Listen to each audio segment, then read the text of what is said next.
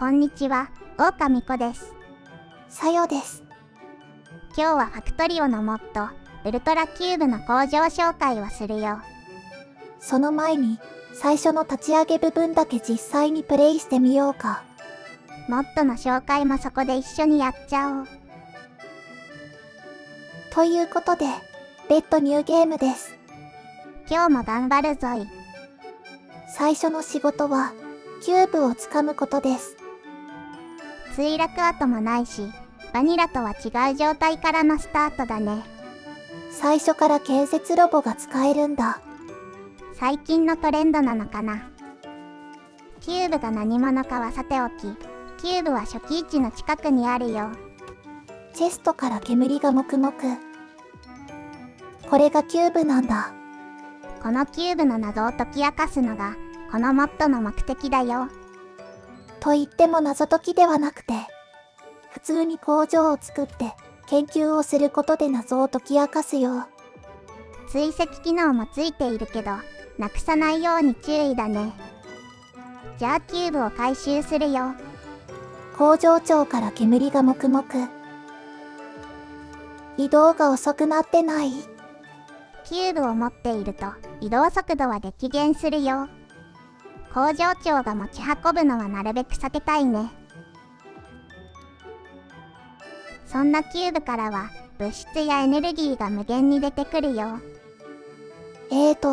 基礎物質ユニットを作るにはキューブを素材にして、基礎物質ユニット100個が増えて、キューブはそのまま帰ってくるんだ。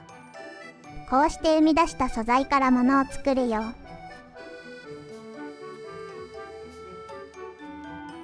次は発電だね。ボイラーにキューブを入れるよ。ボイラーから煙がもくもく。それは別におかしくないよ。このように、キューブは燃料にもなるよ。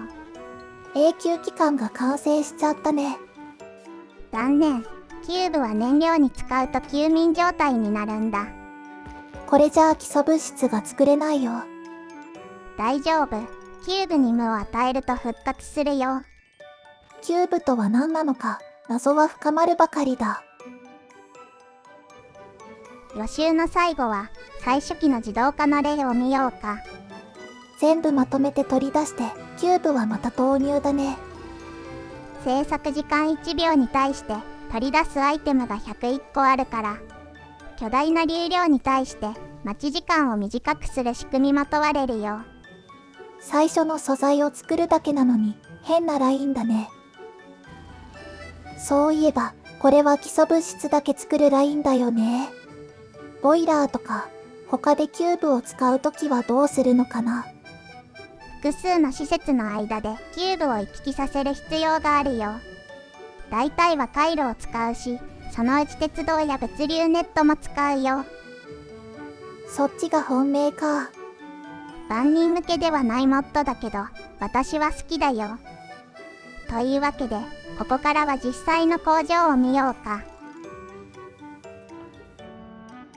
はい。というわけでここから工場紹介パートだよ。進み具合は、バニラで言えばパック完成ってとこかな。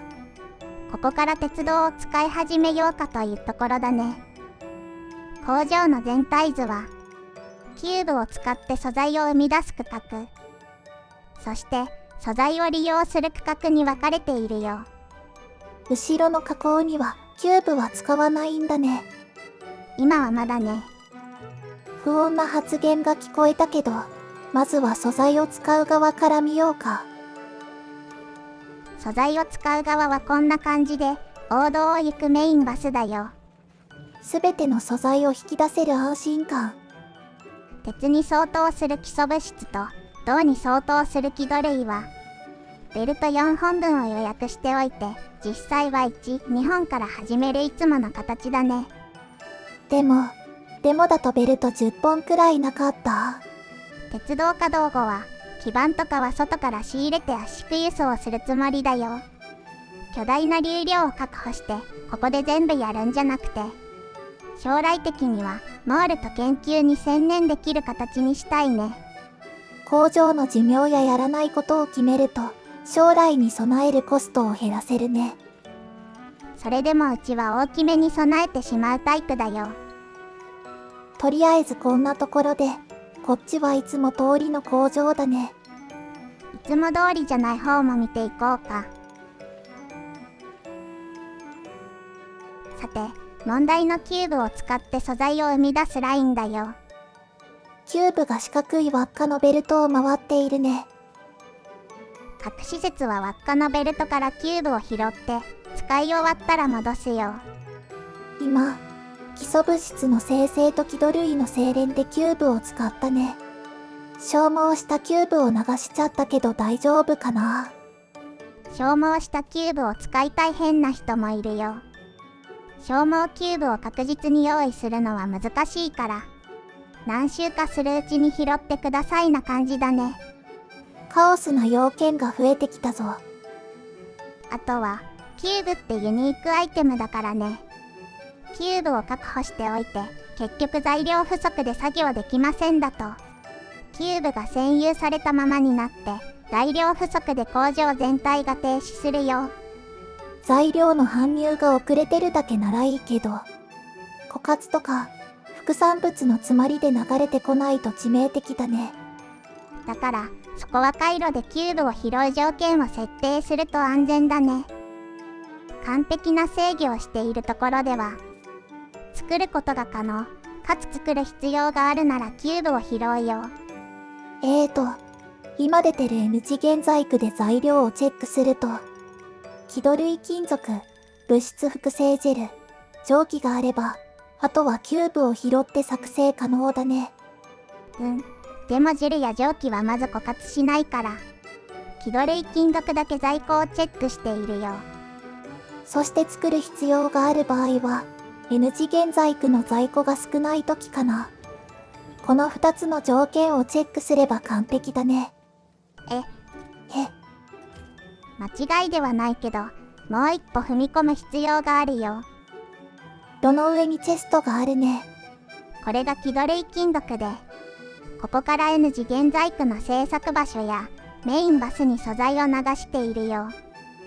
在庫数は800くらいだね。この在庫がどういう性質を持ってるか考えてみよう。ここに製作に必要な200個の在庫があれば、絶対に N 次元細工を作れると言えるかな。今回はベルト上のバッファは考えないものとするよ。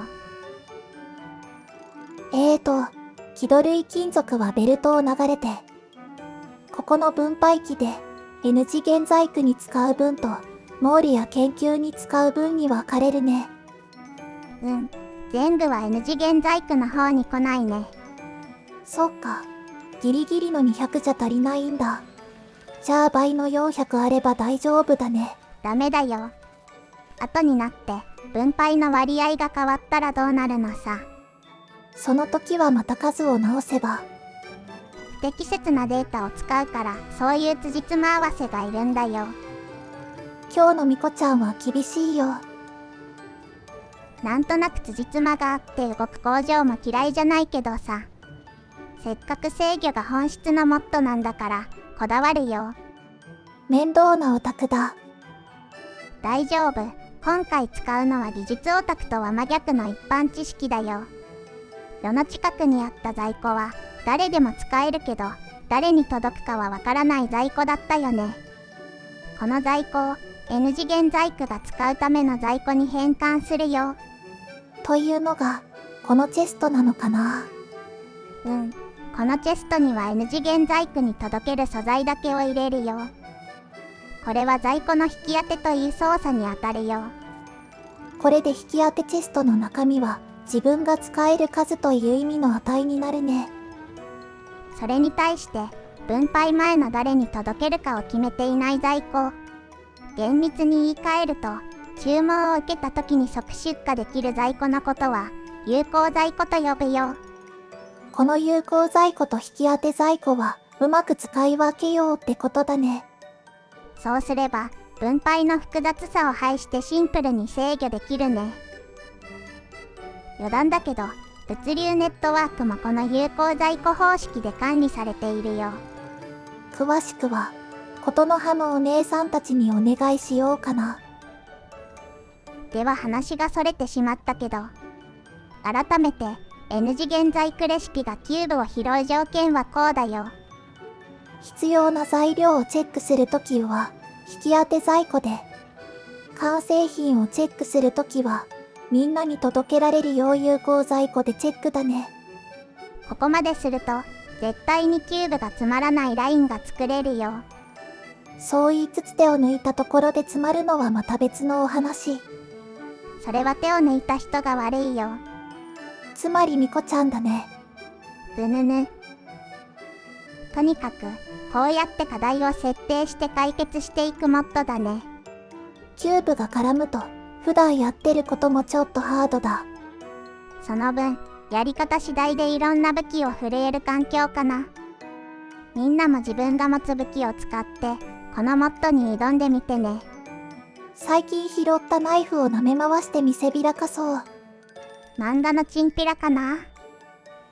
ミコがよそ様のプレイを見て面白いって感じるのは、戦場や足腰に合わせてどの武器を選ぶとか、その武器で何をなすとか、そういう思想の部分だよね。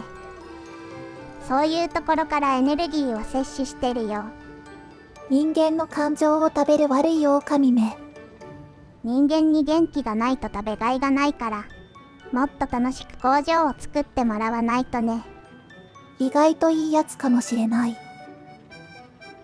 はい。では今回はこんなところかな。